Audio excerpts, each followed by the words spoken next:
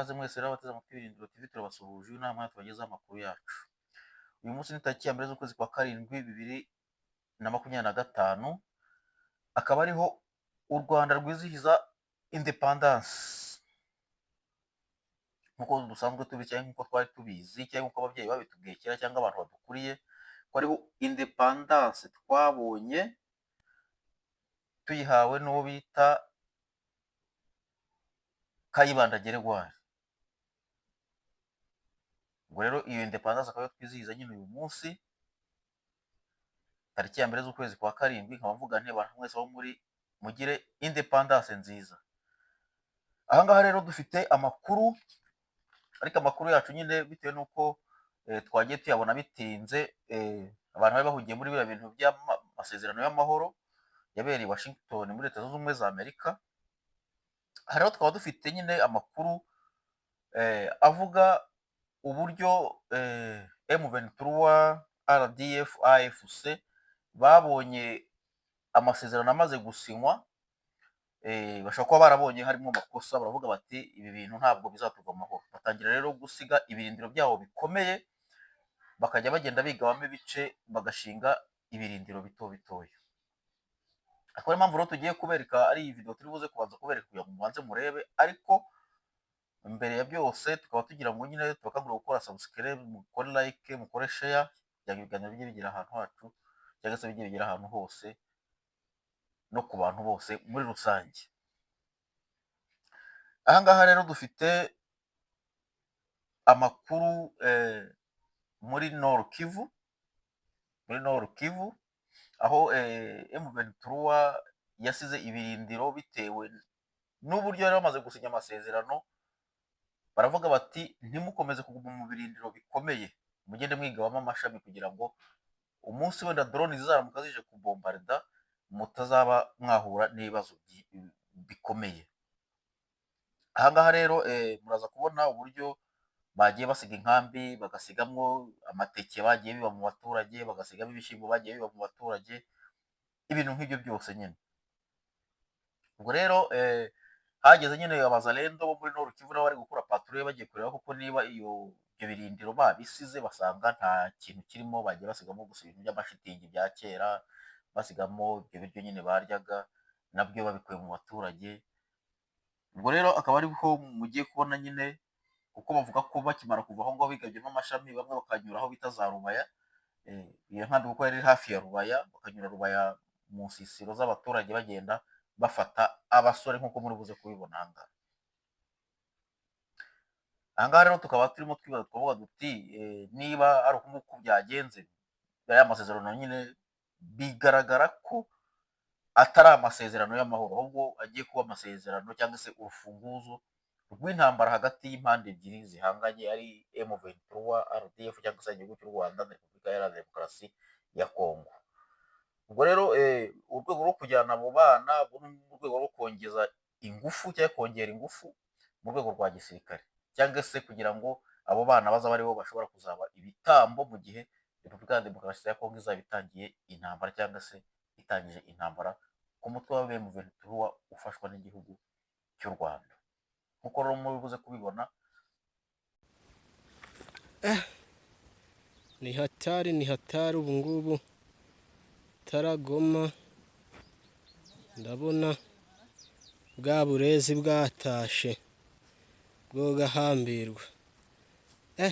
Do aha hose urabona zari ibivera byazo, ni aha hose dore zasenye byinshi, nibyo zasenye, ibindi dore ngibyo mu myobo, ibintu bataye ibiteni, ibintu by'ibanze byo bananiwe kwikorera. Ndebe babitaye n'ibintu, batwaye ibintu by'inuza.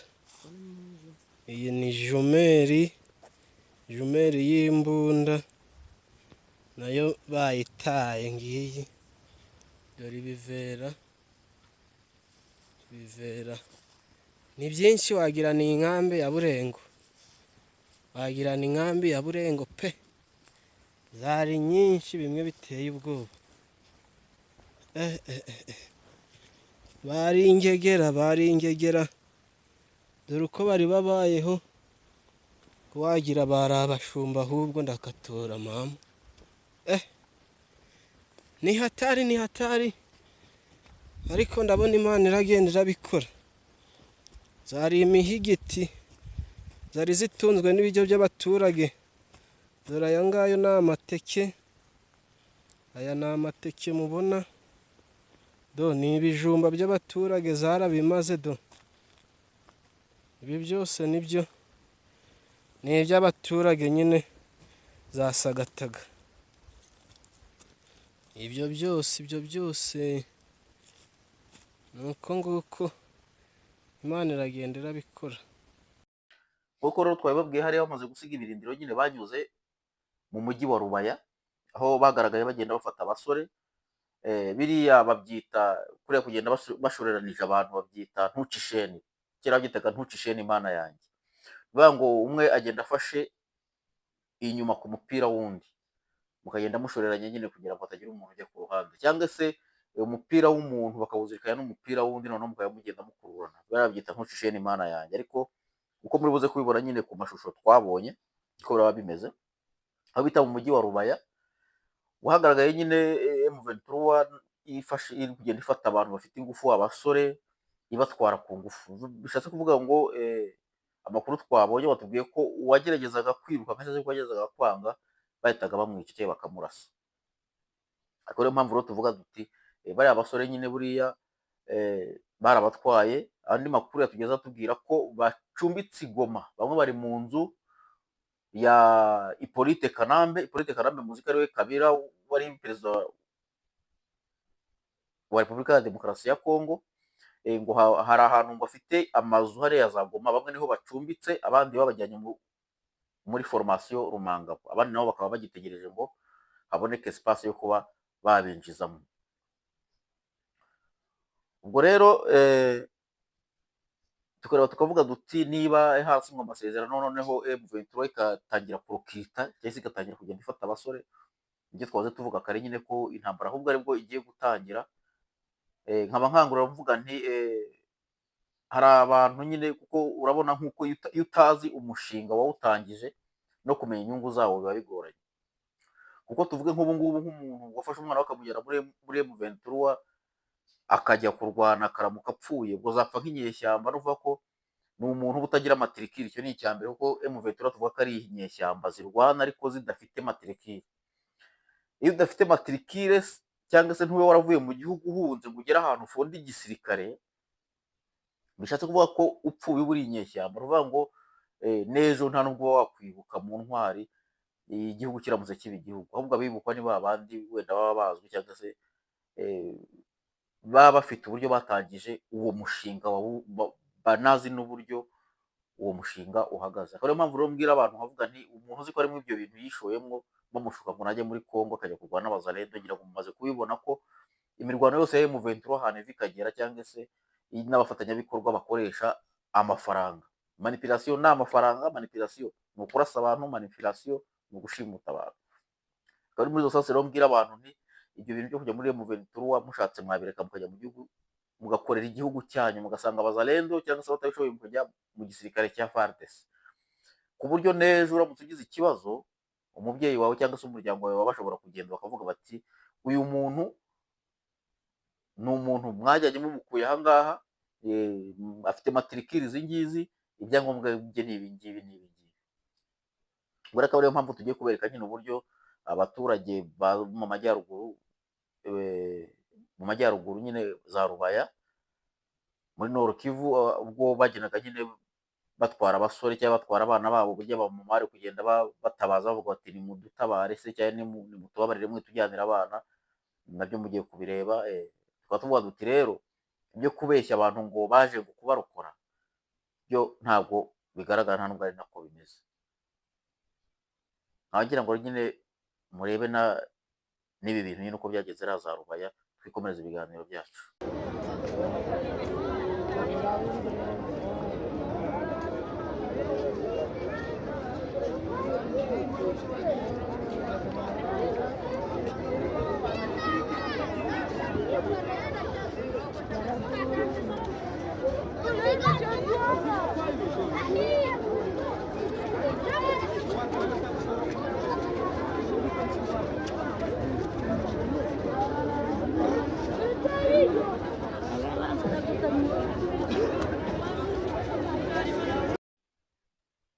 ejo rero tariki 30 z'ukwezi kwa gatandatu 2025, mu gihe Repubulika ya Demokarasi ya Kongo yarimo yizihiza independance, ubwigenge,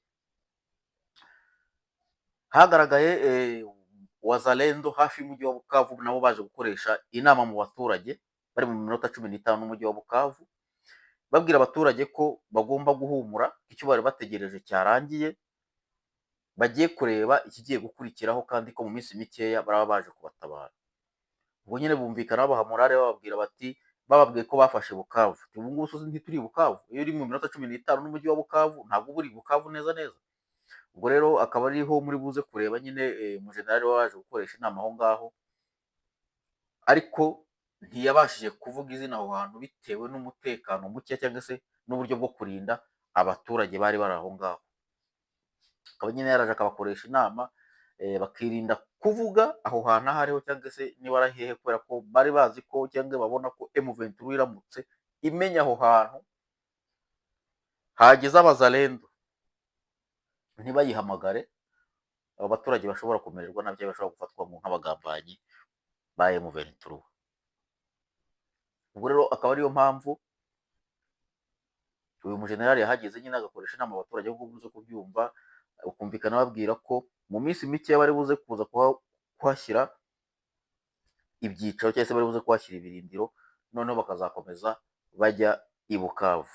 Ubushatse kuvuga ko muri iyi minsi mikeya nyine nyuma y'aya masezerano tugiye kubona impinduka zikomeye, kandi hari amakuru avuga ko Amerika nayo ngo yamaze guteramo nyuma yo kubona ko amasezerano yasinywe ntacyo ari kugeraho cyangwa se nta mbuto arimo abyazwa hagati y'impande zombi. Uruhande rwari rwemeye ko arirwo rugomba gufata iya mbere rugakura abasirikare mu gihugu cy'abandi, barimo barabona ko nta kintu na kimwe kigomba kuzakorwa. Akaba ariyo mpamvu tubonye amakuru nonaha mu kanya tuzababwira neza ejo tumaze kuyatohoza ko Leta Zunze Ubumwe za Amerika yamaze kohereza abasirikare ba mbere bavuye mu kigo cya Pentagon, ikigo gikuru cya Leta Zunze Ubumwe za Amerika, kuza muri Repubulika Iharanira Demokarasi ya Kongo kugira ngo barebe niba ibyo bintu bashobora kubihagarika cyangwa se bashobora gukuramo izo ngabo zanze kuvamo. Akaba ariyo mpamvu rero mugiye kubanza kureba uburyo abazalendo rero barimo gukoresha inama hariya, tukaza gusoza n'ijambo n'igice cy'ijambo rya perezida wa Kongo Antoine Tshisekedi yashimiraga abazalendo. Kule ukuye sema batu ya Sud Kivu wote waingia, we unalala unashiba, unakula unawina, unaenda uza mavila una nini, unakuwa sema wote watakufa.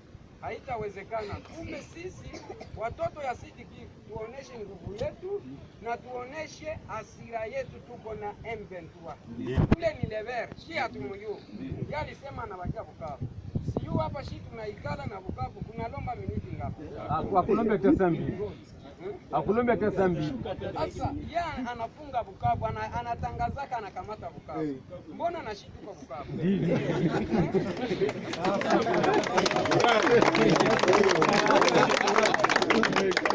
Alishatangaza anakamata Bukavu. Sasa mbona anashituka Bukavu? Haiko Bukavu hapa. Hakuna hata 30 minutes ya kutoka mule mule. Hakuna hata 30 minutes ya kutoka mule. Kumbe kwa kutusaidia bandugu yetu, musikuwe na boga, musikuwe na shaka na kuikala yetu. Mimi nawaza hapa tutatia. Mu ijambo rya nyuma rero perezida wa Repubulika ya Demokarasi ya Kongo yabwiye abazalendo cyangwa se yabwiye igihugu, yumvikanye ashimira abazalendo kandi anabashimagiza, avuga ko ari abantu bakataraboneka, anihanganisha imiryango yagize ibibazo byaturutse ku ntambara, yumvikana yihanganisha n'igihugu muri rusange cyangwa se abaturage bose muri rusange, ababwira ko impamvu biriya bintu birimo biba ntabwo ari ukubera ko Kongo idafite ingufu, ntabwo ari ukubera ko Kongo idashoboye kurwana. Yavuze ko kiriya kibazo cyaherewe mu mizi, akaba ariyo mpamvu mwabonye iki kibazo cyabaye nk'igikomera bitewe n'uko ni ukukirandura ku buryo kitazongera kugaruka. Ubwo rero akumvikana avuga ati si ingufu twabuze, si umutungo twabuze, si ubushake twabuze, ahubwo ni uko tugira ngo ikibazo tukirandure tugihereye mu mizi kugira ngo kitazongera no kugaruka. Ubwo rero akaba ari aha ngaha dusoreje ibiganiro byacu. Niba ari ubwa mbere ugeze kuri sheni Ibirindiro, kora subscribe, ukore like, ukora share kugira ngo ibintu bijye bigenda neza. Akaba yari umuhungu wanyu Ibirindiro. Akurikira ijambo cyangwa igice cy'ijambo rya Perezida wa Repubulika Iharanira Demokarasi ya Kongo. Et martyrisés par la guerre. Ce processus diplomatique s'articule également avec les discussions en cours à Doha, au Qatar. Notre ambition reste sans équivoque rétablir pleinement l'autorité de l'État sur l'ensemble du territoire national et œuvrer à l'instauration d'une paix réelle, durable et partagée dans toute la sous-région.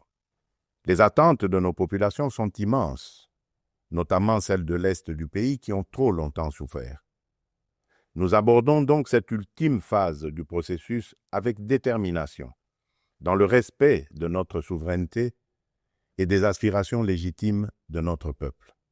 Les prochaines étapes devront aboutir à la démobilisation, la réinsertion conditionnelle et au cas par cas des ex-combattants à travers le PDDRCS et enfin à la reconstruction des régions jadis affectées par les conflits armés. Ces avancées diplomatiques s'inscrivent dans une dynamique plus large de reconquête et de l'affirmation de notre souveraineté, de redéploiement de notre influence et de reconstruction de la confiance internationale envers la République démocratique du Congo. Elles font écho à notre récente élection comme membre non permanent du Conseil de sécurité des Nations Unies pour la période 2026-2027, une première depuis 34 ans. Ce mandat n'est pas un honneur protocolaire, c'est une responsabilité politique et morale que nous porterons avec dignité en faveur de la paix, du multilatéralisme et des intérêts du continent africain. Mes très chers compatriotes, l'accord signé à Washington ouvre des perspectives inédites. Il augure une ère de paix durable, de coopération régionale et de prospérité partagée. Il nous engage à reconstruire nos communautés, à revitaliser nos économies et à restaurer la dignité de chaque Congolais. Mais cette paix, aussi précieuse soit-elle, reste fragile. Elle exige de nous tous, gouvernements, citoyens, partenaires internationaux, un engagement indéfectible pour sa consolidation. Nous continuerons à exiger que justice soit rendue aux victimes et que les responsables des atrocités répondent de leurs actes. Je salue le courage exemplaire de nos forces armées, des forces de police et de sécurité et de tous les résistants patriotes Ouazalendo qui, au péril de leur vie, défendent notre patrie. Leur bravoure est le rempart de notre souveraineté. À vous, mes sœurs et mes frères de l'Est, je veux dire que votre résilience est une source d'inspiration pour la nation entière. Vos souffrances n'ont pas été vaines. Elles ont forgé notre détermination à réfuter toute solution précaire à cette crise et à nous engager à bâtir un avenir meilleur. Mes très chers compatriotes, l'indépendance que nous commémorons aujourd'hui n'est pas seulement une conquête du passé, elle est surtout un cap pour l'avenir. Elle est un projet vivant, un idéal à construire chaque jour. Cet idéal exige de nous que nous surmontions non seulement les menaces armées, mais aussi l'insécurité sociale, l'injustice, le tribalisme et la division. Le peuple congolais aspire à un pays de paix, de justice et de dignité. Un pays où l'on veut et on peut vivre sereinement, travailler avec honneur et offrir à chaque enfant congolais la liberté de rêver grand, sans peur ni entrave. Réaliser ce rêve requiert la mobilisation de toutes nos forces vives, institutions, citoyens, diaspora, partenaires, autour d'un même idéal, bâtir un Congo moderne, sûr et respecté. Il est temps de transcender nos clivages, de rejeter les discours de haine et les manipulations, et de faire de notre diversité une force, non une fracture. Notre unité n'est pas une option, elle est une condition de survie. C'est dans cet esprit de responsabilité et de dépassement de soi que j'ai tenu, il y a quelques semaines, une rencontre franche et républicaine avec M. Martin Fayoulou, l'un des leaders de l'opposition. Ce geste, que beaucoup